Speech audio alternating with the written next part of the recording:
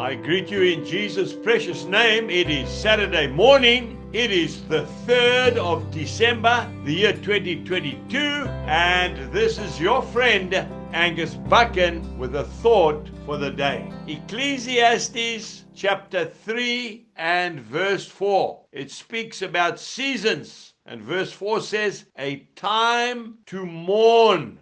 That's right. We need to take time out to mourn when we lose a loved one, when someone that we love dearly departs from this world and goes to be with the Lord. It's a time for mourning. It's expected of all people. It's in our DNA. If you look at Matthew chapter 5 and verse 4, it's part of the Beatitudes.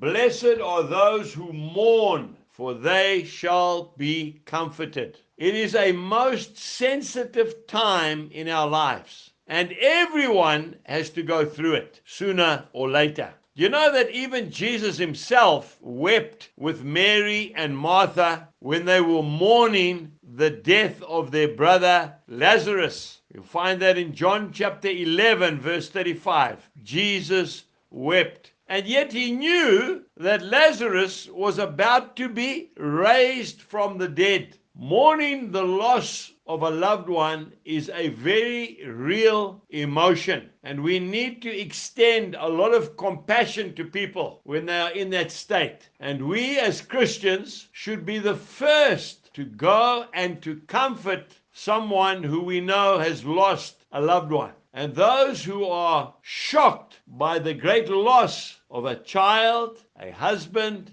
a wife, a granny, a granddad, do not need to be preached at or to be told to pull themselves together. They are wounded. They need to be comforted. But rather than being told to pull themselves together, they need to be loved. They need to be hugged, and we need to weep with them. When they are so wounded, they cannot hear you, but they can feel your presence. They can see your tears running down your face, and they can feel your love. The worst thing to do is to stay away or to avoid them. You don't have to say much at all. Just be there for them and just be Jesus to them. Go out today. There are so many people that need your love. Jesus bless you and goodbye.